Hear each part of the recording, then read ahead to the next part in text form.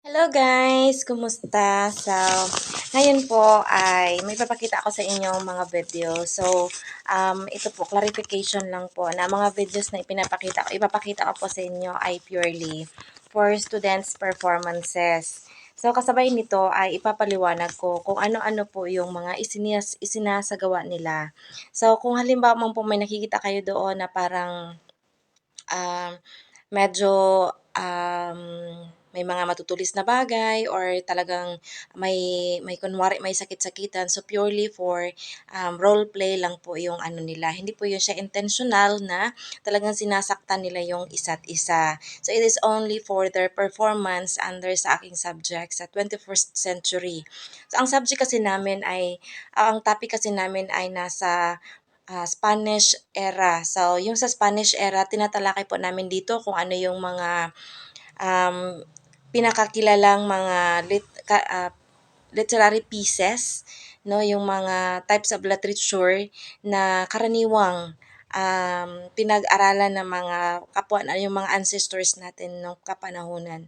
So, ang una po, ang akin pong i-ano sa inyo Um, ang video po na yung matutunghayan dito ay ang tungkol sa sinakulo. So kung makikita nyo doon na yung may bata na nakahubad, yung pang-itaas, so ito po ay intentional kasi po hindi po ibig sabihin doon ay nagpapakita sila ng mga kabastusan, kundi po ay pinapakita lamang po nila kung ano yung actual po, parang nag-dramatize lang po talaga sila. So, ang sinakulo po, ano po ba ang purpose ng sinakulo? So, ang sinakulo po is a nationwide event that helps devote locals, relive biblical events pertinent to the life,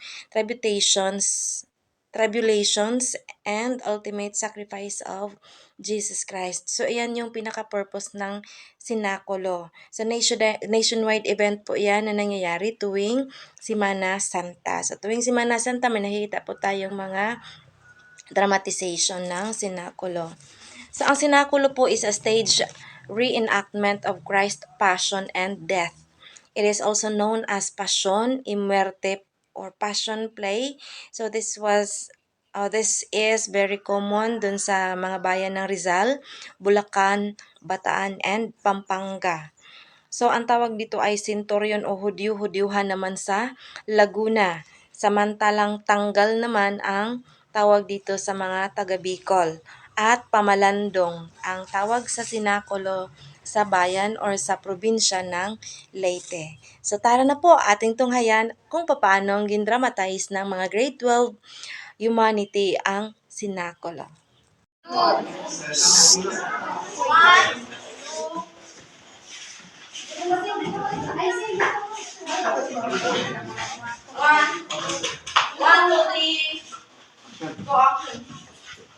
Scene 1. Pumunta si Herodes sa harap ng maraming tao at sinabi, Wala akong alam dito. Wala akong kasalanan. Hindi ko siya kilala. pagkatapos ay sumigaw ang mga tao. Ipako siya sa krus! Ipako siya sa krus! Ipako siya sa krus! Scene 2. Ipinarada si Jesus sa buong bayan. Sabay nila tigon.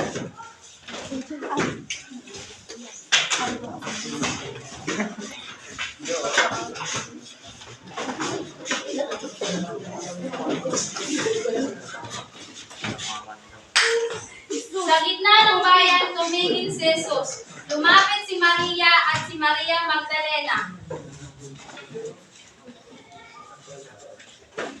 Bakit siya sinasaktan? Wala siyang kasalanan. Hindi siya anak ng Diyos! Dapat lang siyang ipako sa krus! Biglang nagtahimik ang lahat.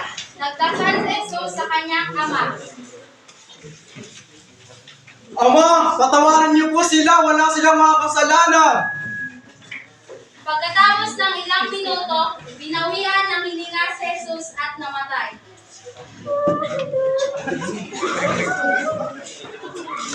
Ito, mananapan sa'yo.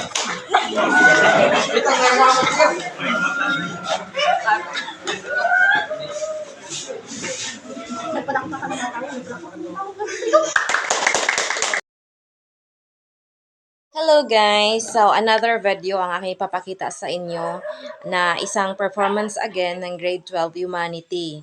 So dito sa performance nila, ipapakita nila yung literary piece under the Spanish era. Ito ay ang Zarzuela. So ano ba ang tinatawag na Zarzuela? So syempre may kudigo tayo, charing. So, Zarzuela is a Spanish musical play consisting of spoken dialogues, songs, choruses, and dances. Zarzuela originated in the 1950s as an aristocratic entertainment, the first being performed at the royal residence of La Zarzuela near Madrid. The principal early composer was Juan Hidalgo in 1614 to 1685. Early librettists included Lope de Vega and Pedro Calderon de la Barca.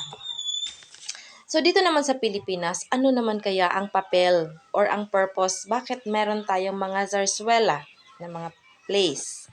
So here in the Philippines, the zarzuela is a play with songs and dances, usually written in prose, containing from 1 to 5 acts depicting the vagaries of romantic love among idealist Filipino characters, and often incorporating contemporary social, political, economic, or cultural issues for relevance and interests. So, yan yung purpose ng Zarzuela plays dito sa, or mga Zarzuela presentations or plays dito sa ating bansa sa Pilipinas. So, ang Zarzuela ay nagmula sa ating mga colonizer na mga Spaniards. So, nung sila ay sumakop sa atin o sinakop nila tayo, dinala nila yung kanilang kultura dito. At ito na nga, namana natin ng mga Filipino. Sa tagal ba naman ng panahon na sila ay nandirito sa atin. So, ngayon po ay ating tutunghayan ang pagsasadula ng mga bata sa Zarzuela. Para laban sa mga Espanyol.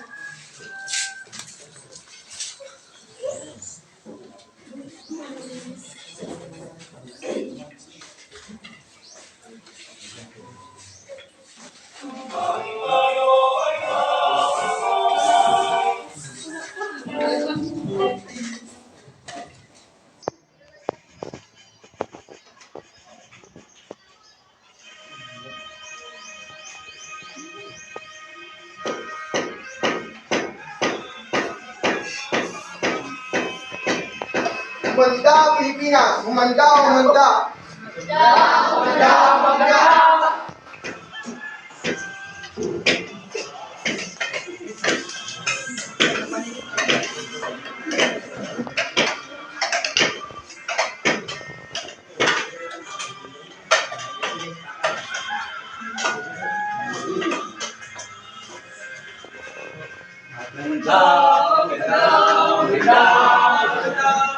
Sa Pilipinas, maganda ipaglaban sa tarungan. Maganda, maganda, maganda. Maganda Pilipinas! Laban! Laban! Laban! Pilipino para sa Pilipinas ipaglaban ang karapatan. Gawin ang tama para sa bansang Pilipinas. Tama! Laban! Para sa Pilipinas! Maganda, maganda, maganda!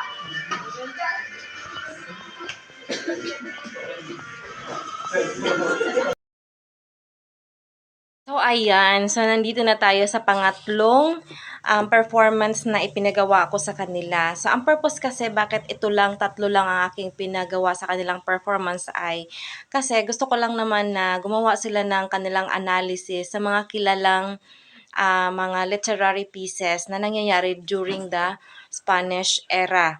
So, ito kasi yung mga pinakakilala at parang na-experience at lagi-lagi nilang nakikita. Kaya, para mas malinaw sa kanila kung bakit may mga ganyan tayo ngayon or bakit may mga celebrations tayo na mga ganyan, so, ipina-perform ko sa kanila through role play. So, pagkatapos kong ipapaliwanag sa inyo kung ano ito, ay matutunghayan ninyo ang kanilang role play. So, ang pangatlong tradisyonal or tradisyon na aking ipapakita sa inyo ay ang tungkol sa panuluyan. So, ang panuluyan ay isang tradisyon na dula sa bispiras ng Pasko hinggil sa paghahanap ng matutuluyan ni na Birheng Maria at San Jose sa Jerusalem at pagsisilang kay Hesus sa isang sabsaban. Mula ito sa kulturang Espanyol, particular mula sa bansang Mexico na Posadas. Ang posada sa isang tradisyon ng pagdiriwang sa ginawang paghahanap ng mag-asawa ng posada o taberna na matutuluyan.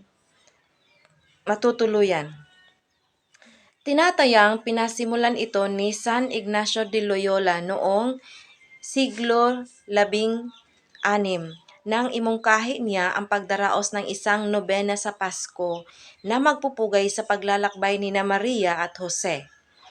Ang mga bahay na dalawin ay naghahandog ng pagkain, kakanin at iba pa sa taong nanunood.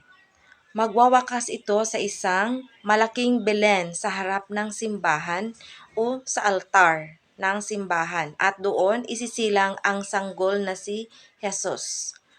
Pagkatapos nito, isunod-sunod ang espesyal na mesa sa Pasko. So ayan, so may mga pagkakataon na minsan ginawang yung celebration ng Pasko ay ginawang paligsahan sa pagandahan at sa paggawa ng Belen. So ang Belen ay isang pahiwatig na yung sa panuluyan. So ito yun siya ang pinaka-end point na sa panuluyan, ang end dito ay ang Belen. Ayan siya. So ito yan siya ang pinagmulan ng panuluyan o ang pagsalubong panuluyan. So ang panuluyan, ang purpose nito ay isang Filipino dramatic ritual narrating Holy Family search for a house to stay in Bethlehem for Jesus Christ's birth. So ayan po siya ang ibig sabihin ng panuluyan at kung bakit meron tayo ngayong celebration na patungkol sa panuluyan. So ngayon, atin na pong tutunghayan ang pagsasadula ng mga grade 12 humanity sa na-assign sa kanilang literary piece.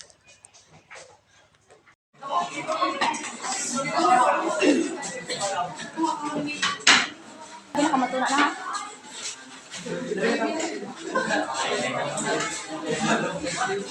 Good morning, classmates. Good morning, ma'am. This is the presentation of Group 2, which is showing panuluyan.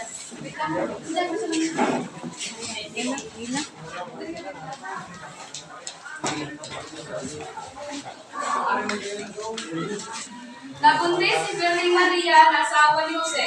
Ngunit nang nalaman ni Poncio Pilato na himala ang nangyari nito, itinangka niyang ipapatay ang sanggol. Dumating ang araw ng panganganak ni Maria. Nagtungo sila sa bahay ng mag-asawa upang humingi ng tulong. Ngunit sa halip ng tulungan, ay pinagtaboy sila ng mga ito.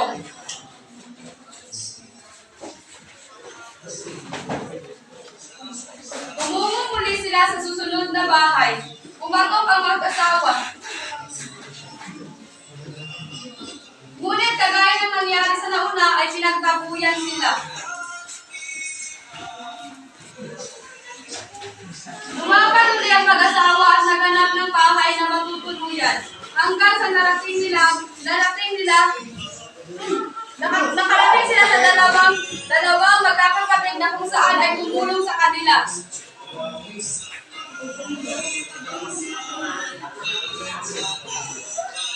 Nanganak si Birheng Maria ng isang lalaki na pinangalan ng Jesus.